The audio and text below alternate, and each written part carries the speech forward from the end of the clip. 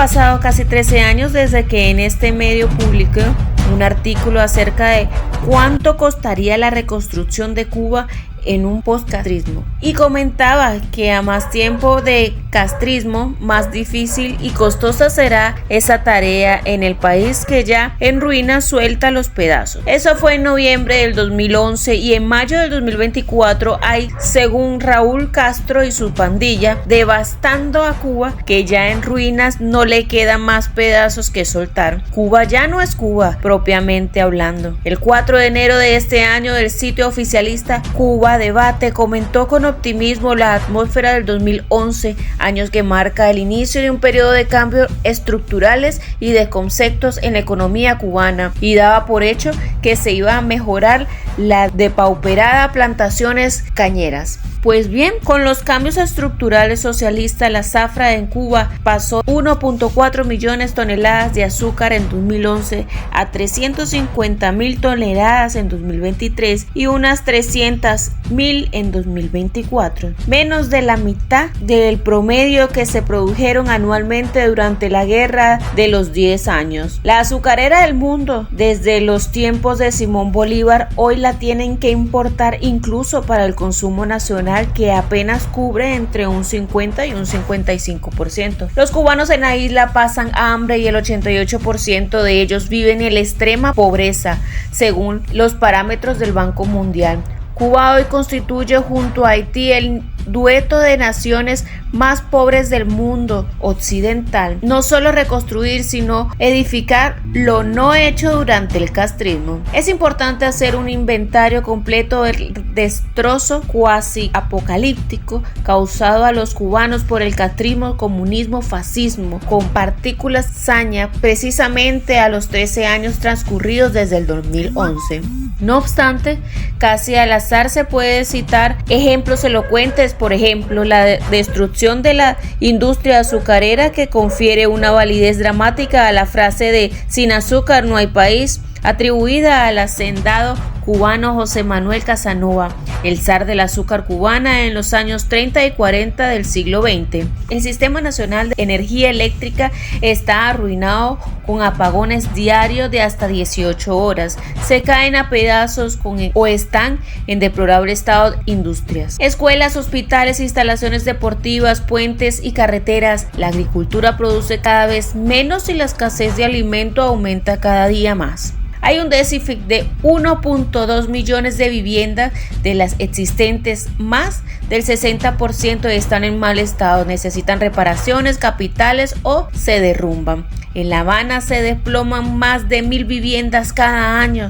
Estudios independientes revelan que el 67% de la población cubana no recibe agua de manera estable en los hogares. Se pudren y se pierden miles de toneladas de productos agrícolas en los campos porque no hay camiones ni gasolina para recogerlos. El transporte de pasajeros prácticamente colapsó por falta de combustible y el ómnibus, trenes, automóviles, camiones, aviones y hasta bicicletas, las carreteras y las vías férreas están en pésimas condiciones. De más de 6 millones de cabezas de ganado vacuno en 1958, hoy apenas hay 3.7 millones, con el doble de habitantes. A esta catástrofe hay que añadir que la reconstrucción de Cuba es particularmente difícil y costosa, porque no se trata solo de la destrucción causada por la dictadura, sino de lo que no se ha hecho en 65 años de comunismo. Primero, que habrá que remontar a Cuba en 1958.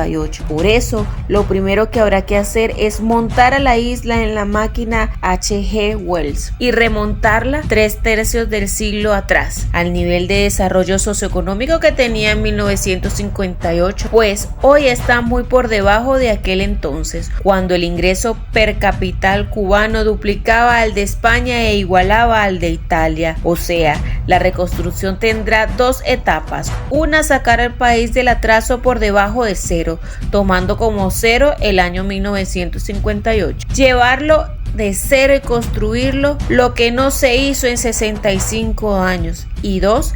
Edificar entonces un nuevo país sobre las bases tecnológicas, científicas y económicas modernas. Para empezar, el primer gobierno postcomunista venderá las fábricas, hoteles, centros comerciales, la banca comercial y todas las instalaciones estatales no públicas a compañías privadas, no importa si foráneas, cubanas, americanas o cubanas de la isla. Deberán privatizar la agricultura, pues hoy más del 75% de la tierra cultivable cubana es propiedad del Estado. Pasará a manos privadas los hoteles y todas las infraestructuras turísticas, así como la minería, la pesca y las instalaciones deportivas. También deberá privatizarse el sistema de energía eléctrica. Recordemos que hasta 1958 lo manejaba una subsidiaria de la compañía estadounidense Electric Boat and Share. Recuerdo que se anunciaba como un dibujo de un muñequito llamado Calisto Kilowatt.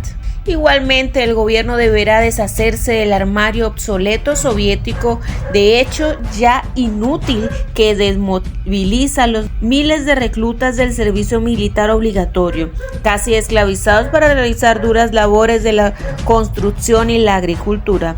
Reparará y construirá autopistas, líneas férreas, puertos, aeropuertos, sistemas de telecomunicaciones, edificaciones públicas, alcantarillado, acueductos y redes de abasto de energía, puentes, carreteras, avenidas, calles, correos, hospitales públicos, redes de servicios sociales, recogidas de basura, vertederos, incineradas. Inversiones foráneas no solo necesarias, sino imprescindibles en este momento. ¿Y de dónde saldrá ese dinero para eso? Se necesitan millones y millones de dólares en inversiones de infraestructura y en inversiones directas extranjeras en toda la economía y la vida nacional.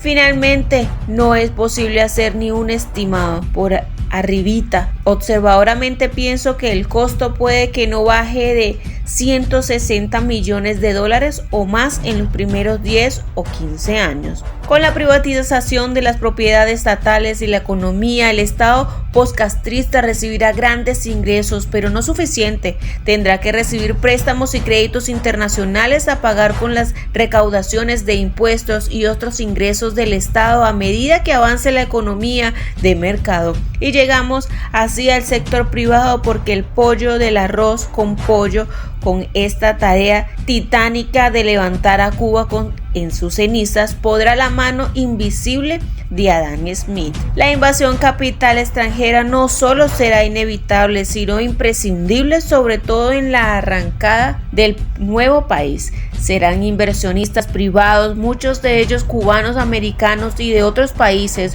lo que renovará o edificará plantas industriales tecnológicamente avanzadas, desarrollará la producción agrícola y pecuaria, la industria niquelífera, el comercio mayorista y minorista, almacenes, equipos de transporte, carga de pasajeros, nuevos medios de comunicación de todo tipo, fábricas de cemento, acero, servicios tecnológicos, pintura, alimentos, petroquímicos, calzados, muebles, material de construcción. Edificarán cientos de miles de viviendas, sala de cines, gasolineras, farmacias, centros comerciales, restaurantes, hoteles, compañías de seguros, servicios para oficina.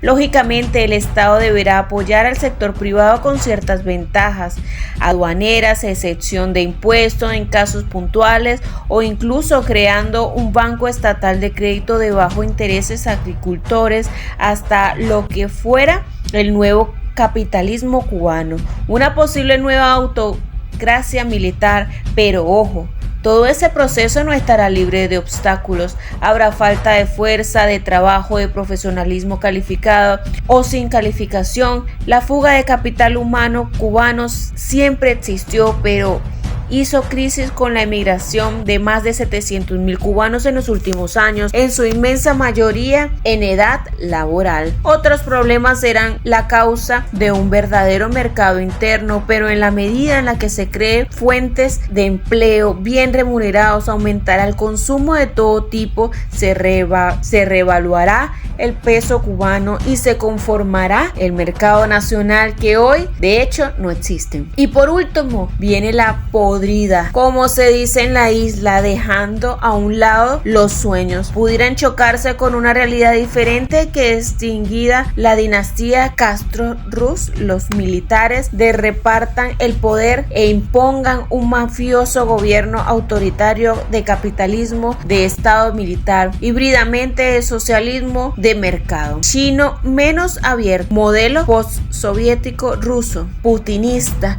y componente fascista, o sea, dictadura arriba y abajo, capitalismo fuertemente regulado por Agaesa. Pero aquí la buena noticia es, según muestra la historia, los pronósticos casi nunca se cumplen en materia política. En fin, como me decía siempre el inolvidable Carlos Alberto Montaner, en Cuba puede pasar cualquier cosa. Y recuerda que si te gustó esta noticia, suscríbete a mi canal y dale like.